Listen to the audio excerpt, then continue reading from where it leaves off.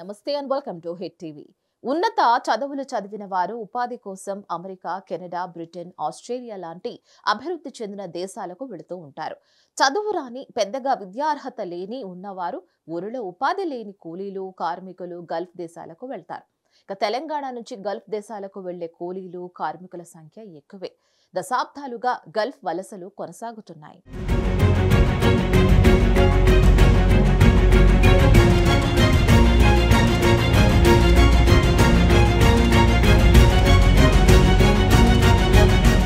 ఉమ్మడి ఏపీలో గానీ, తెలంగాణ ప్రత్యేక రాష్ట్రం ఏర్పడిన తర్వాత గానీ గల్ఫ్ కార్మికుల సంక్షేమం కోసం ఎలాంటి చర్యలు చేపట్టడం లేదు.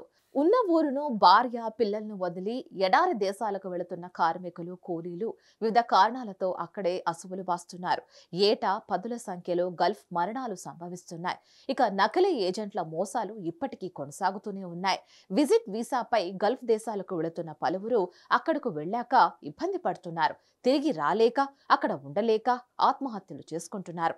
ఈ నేపథ్యంలో గల్ఫ్ కార్మికుల సంక్షేమ నిధి ఏర్పాటు చేయాలని, ఎడారి దేశాల్లో మరణించిన కార్మిక కుటుంబాలను ఆదుకునేందుకు రాష్ట్ర ప్రభుత్వం ముందుకు రావాలని గల్ఫ్ కార్మికులు, వారి కుటుంబ సభ్యులు ఏళ్లుగా డిమాండ్ చేస్తున్నారు. గత పాలకులెవరూ వారి బాధను పట్టించుకోలేదు. ఈ క్రమంలో 10 నెలల క్రితం తెలంగాణలో అధికారంలోకి వచ్చిన కాంగ్రెస్ ప్రభుత్వం గల్ఫ్ కార్మికుల సంక్షేమం విషయంలో కీలక నిర్ణయం తీసుకుంది. గల్ఫ్ కార్మికుల సంక్షేమ కార్యక్రమాలపై ప్రత్యేక జీవో జారీ చేసింది. ఏదైనా కారణంలో గల్ఫ్లో మృతి చెందితే కార్మికుల కుటుంబానికి 5 లక్షల పరిహారం ఇవ్వనున్నట్లు జీవోలో పేర్కొంది. 2023 డిసెంబర్ 7 తర్వాత గల్ఫ్లో మృతి చెందిన కార్మిక కుటుంబాలందరికీ ఈ జీవో ప్రకారం పరిహారం ఇస్తామని తెలిపింది. ఇక గల్ఫ్ కార్మికుల సంక్షేమం కోసం అడ్వైజరీ కమిటీ ఏర్పాటు చేసింది. గల్ఫ్ కార్మికుల కష్టాలు తెలుసుకునేందుకు ప్రత్యేకంగా ప్రవాసీ ప్రజావాణి నిర్వహించాలని నిర్ణయించింది.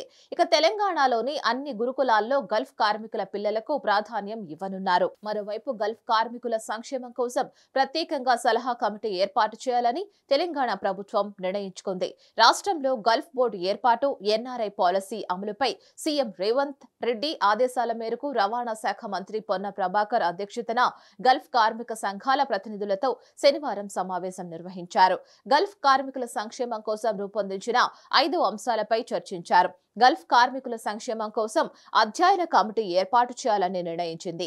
గల్ఫ్ కార్మికుల కోసం ప్రత్యేక ప్రజావాణి, గురుకులాల్లో 5% రిజర్వేషన్లు అమలు చేయాలని కమిటీ నిర్ణయించింది. గల్ఫ్ లో మరణించిన కార్మికుల కుటుంబాలకు 5 లక్షల పరిహారం ఇవ్వాలని నిర్ణయించింది. ఈ మేరకే సోమవారం ప్రభుత్వం జీవో విడుదల చేసింది. మరిన్ని అప్డేట్స్ కోసం please like, share and subscribe to hit TV. Hit TV app ని డౌన్లోడ్ చేసుకోండి. ఇందులో short news, live news, entertainment movies అన్ని అవైలబుల్ గా ఉన్నాయి. Please download Hit TV app. Hit TV app hit TV app ని ఫ్రీగా download చేసుకోండి.